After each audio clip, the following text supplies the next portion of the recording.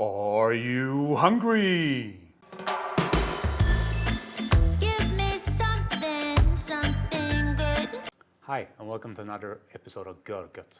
Today we're cooking Chinese. We're cooking a classical Char Siu, and it's one of my, I say that a lot, one of my favorite. I have a lot of favorite dishes, but it's a Chinese dish that I really like because of kind of the pork, the sweetness, the fattiness of the pork. It's amazing. But before we get cooking and I show you how to marinate the meat, because obviously this is the finished product, do me a favor, click the subscribe button, check the bell icon, and give me a like so that YouTube's algorithm would like me. But now let's go back in time and have a look at how we marinated this and cooked it. Let's have a look at the ingredients we need for the marinade. A tablespoon of garlic, teaspoon of 5 spice powder, 4 tablespoons of beet sugar syrup. You can use brown sugar, you just cannot get that easily here in Switzerland. You need some Hoisin Sauce, it's 1 tablespoon. And this here is a mix of red wine and Chinese rice wine, 50-50. In total it's 3 tablespoons, so 1.5 rice wine, 1.5 red wine. Here we have 2 tablespoons of a light soy sauce and 2 tablespoons of oyster sauce. And here we have the special thing that kind of makes the Char Siu red, and that's fermented bean curd, red fermented bean curd.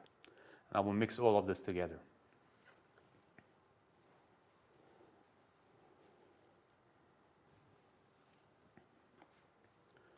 And from the red fermented bean curd, you just need 1 of these cubes. Like that. And some of the juice like that. Break the bean curd up a bit. And the fermented bean curd you can get in basically any Chinese store. It wasn't very difficult to find. And there we have it. That's our marinade. I have a beautiful piece of pork neck here. Nice fatty piece. And since we're going to cut it this way afterwards when we serve it, we now cut it this way.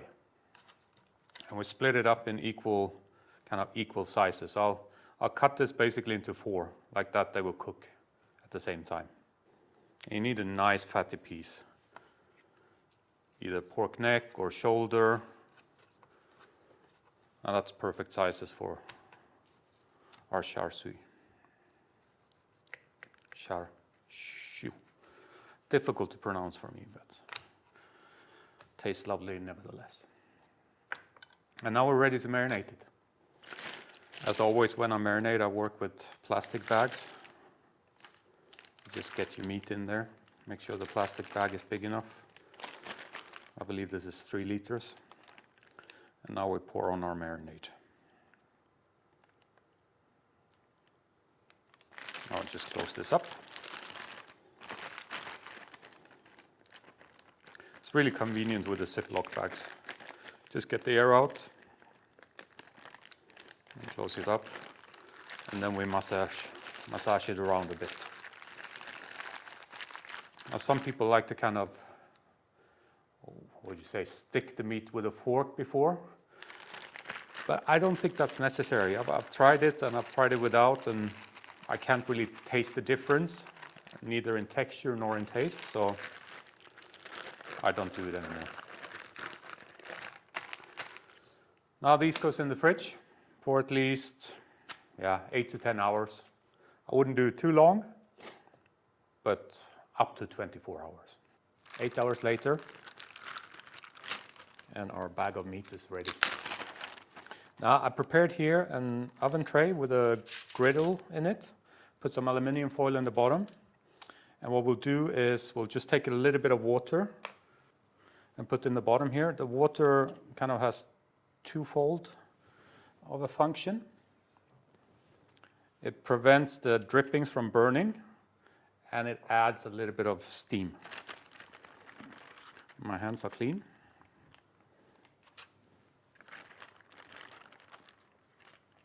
Last one.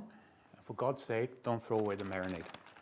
we need that for basting. So we'll just pour that over into a bowl.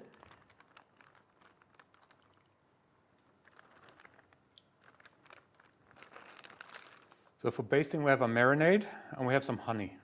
I mixed the honey with a little bit of water because it was quite thick, so you can see the consistency there. And we have preheated our oven at 220 degrees Celsius, and it's time to put the meat in. First, we'll do it for 15 minutes, and then we'll baste it. Then another 15 minutes, baste it. 10 minutes, baste it with honey, and then turn it up for the last 10 minutes, and then afterwards baste it with honey again. But I'll show you once we do the first basting. We are ready to baste for the first time, 15 minutes in.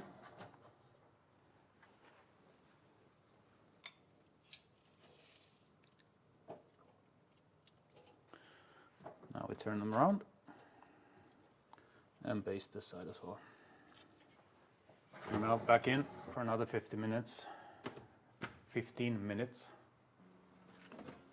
So we've done the first basting as you saw. We've done the second basting after half an hour in total. And now since these pieces are a bit bigger, we're at 45 minutes. And now we're putting on the honey for the first time. And you might see that these might not be as red as you kind of seen them in Chinese restaurants or on pictures online. The difference is I do not use food coloring, but I use this fermented red bean curd instead. And then it doesn't get as red. But I don't really see the point in food coloring. Now we turn up the heat to 240 degrees and let them stay in for another 10 to 15 minutes. We have to check. Look at these babies. Don't they look beautiful? They're going to taste amazing. But now we need to slice one up and give it a try. So let's slice this one up.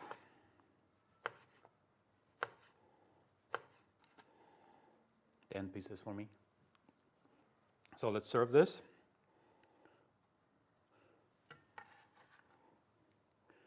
Move it over here. As you can see, you can serve this with whatever you want. Rice, pak choy. This is just basically lettuce, baby lettuce, that I put on the grill. And then I just made a quick dressing from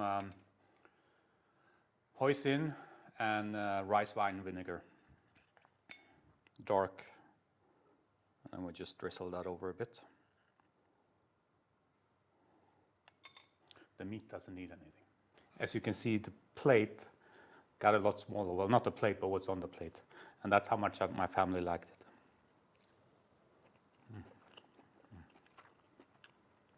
You really need a fatty piece of the pork, because otherwise this is just going to taste half as good. The sweetness, the hint of bitterness from kind of the burnt ends, it's a bit like burnt ends, part of it. Salty, savory, umami, the 5 spices come through, and then the pseudo vegetables for the good conscience. It's heavenly. But now my family is waiting for their plates, so I have to move on. I hope you enjoyed the episode. If you did, please click the thumbs up, like the episode. And if you haven't done so yet, click the subscribe button and check the little bell icon. But that's it for me for today. Thank you very much. Take care. Bye-bye.